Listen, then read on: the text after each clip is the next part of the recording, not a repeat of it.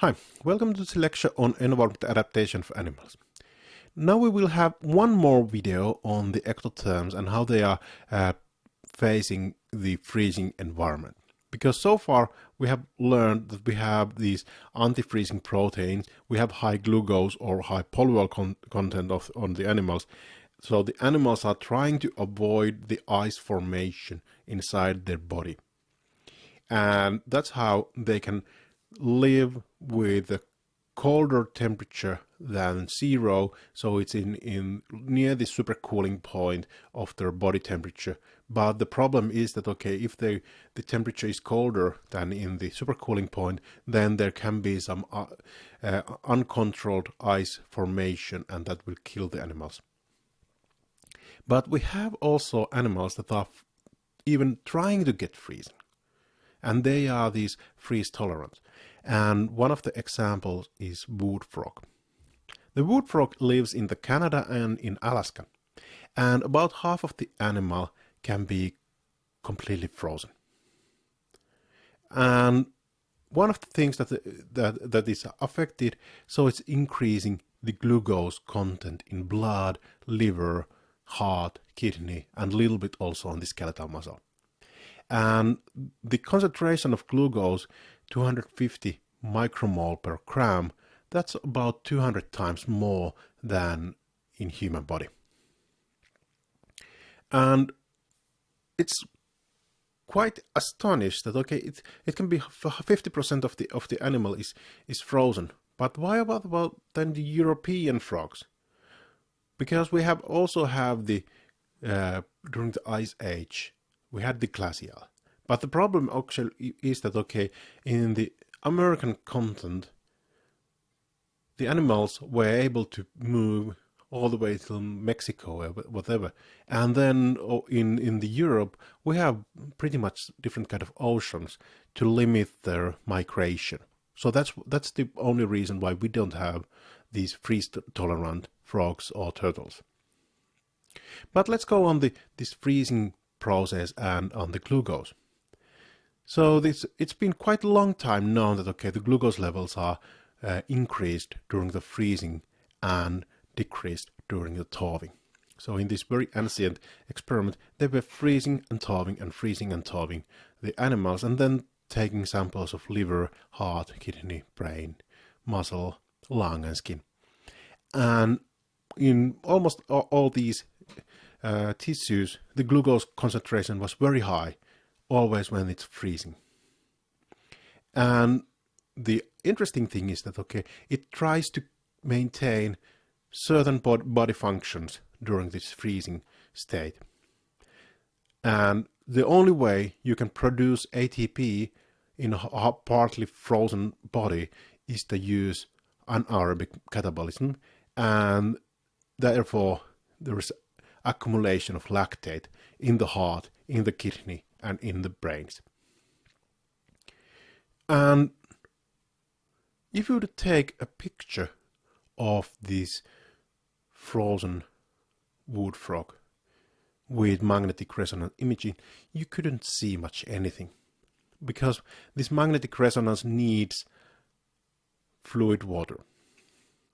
So there is a lot of ice in its inner parts of this animal. And the interesting is that when you are thawing it, it's not going to thaw in the same way as the ice cream is melting from the outside, but its thawing starts inside the animal.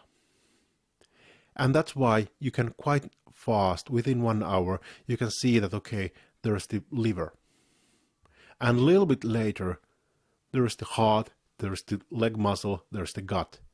So all the inner parts of the animal are thawed at the same time, quite fast. And the only reason for that is that the temperature needed for this thawing is not coming outside, but it's coming inside. So that's why it's endothermic process. So what happens during the freezing of this frog? Well, when the temperature is getting colder, the body will be actually colder than the freezing point of water until it will be super cooled, and at the supercooling point there will be ice formation inside the animal, and it will propagate through the tissues. And in the beginning that will increase the heart rate, and at the same time there will be glucogenolysis in the liver, so there is more sugar in the circulation, and the heart is beating quite fast, so the circulation is working well. And because there's more sugar in the circulation, there's more higher osmotic pressure, so the water is escaping from the tissues. So that's why the tissues are dehydrated. And a little bit later, about 6 hours later, there's already 35% of the frog is frozen.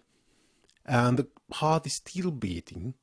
There's about 100 times more glucose than in the normal, and the tissues are reducing the water content all the time. And then 24 hours later, from the first ice crystals, there's equilibrium. About 60% of the frog is frozen. The heart stops beating. There's about 200 times more glucose than in normal, and there's the organs have been dehydrated very drastically.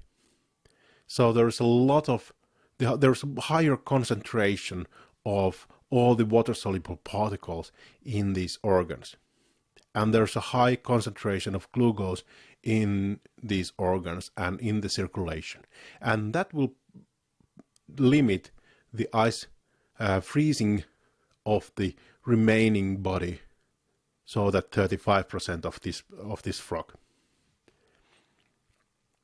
And when you thaw it, the first thing is that it will start beating, and these inner parts are producing heat, so the temperature of the frog is a little bit above the environment, so it's endotherm. And that will make able that it will start the heart beating, and when it's above zero, then the circulation can also start. And when you have circulation, then you can start again the breathing. And then you can start again the neural functions, and then you can start again moving your muscles. So it's quite astonished process.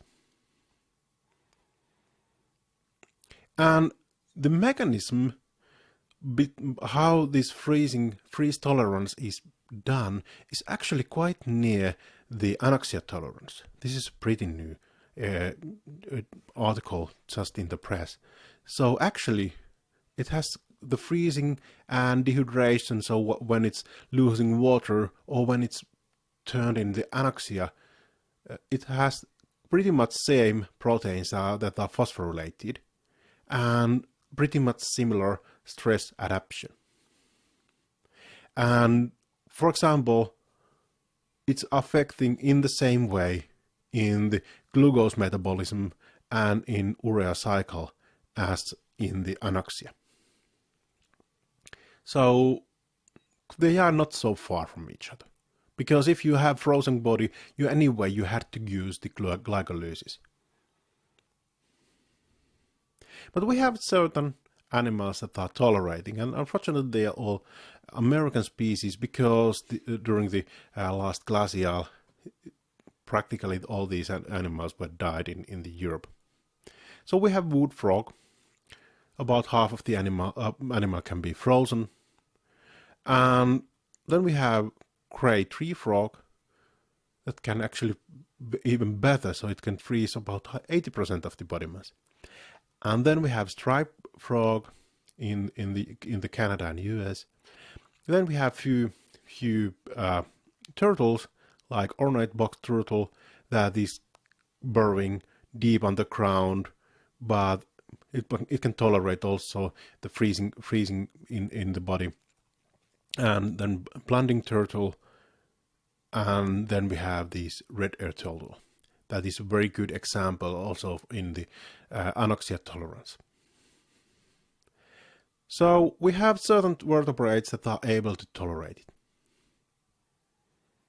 And how the animals can enhance the freezing?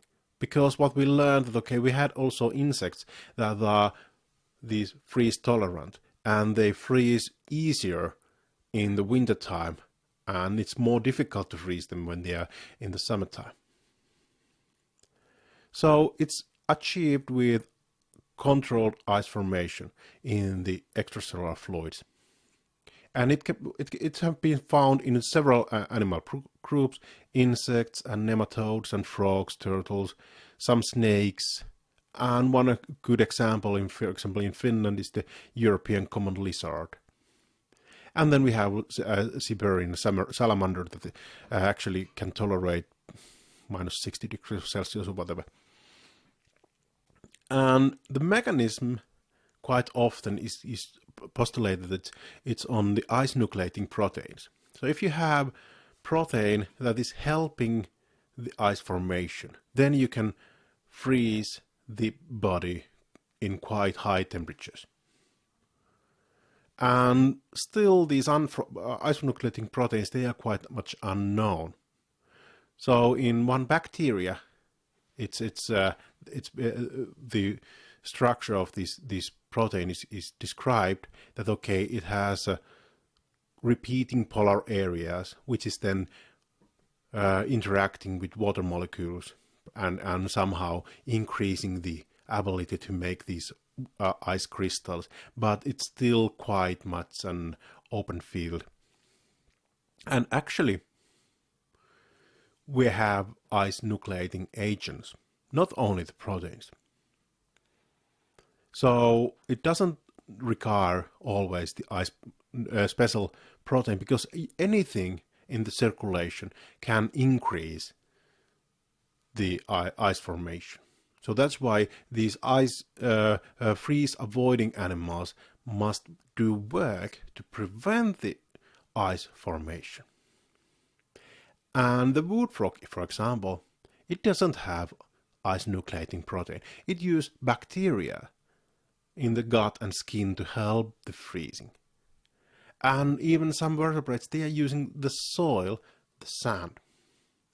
So depending on if they are in the soil or if they are frozen without the soil, the temperature is completely different. And then in the invertebrates, some of them have been characterized, but not many. And usually they are very fragile proteins or lipoproteins. So there's a lipid and protein that these are binded together. And usually these lipoproteins are very difficult to detect or characterize. And in all these cases, the problem is that the ice must be outside the cells. If there's ice inside the cells, the animal will die. But we have one animal that survives intracellular ice formation, and that's in the Antarctic. There's an Antarctic nematode, microscopic animal, that can survive even when there's ice inside the animal and inside the cells. And it used trehalose that we were learning earlier during this course, and these antifreezing proteins to protect these cell components and limiting the damages. And even for that, it's very important that the rate, how fast it will freeze, it's very important. So if it tries to have the ice outside the cells, because inside the cells it would increase the mortality and limit the time, how long time it can survive. For example, if it's slow freezing, it can easily last for 25 minutes and maybe 10% of the animals are dead. But then if it's faster frozen, then the duration can be only 5 minutes, and even then about 50% of the animals are dead. So the speed is the essential part of this freeze avoidance or freeze tolerance. And even that Antarctic nematode, although it's living there in the most difficult place on the earth, it can't survive if you put it on the liquid nitrogen. Thank you.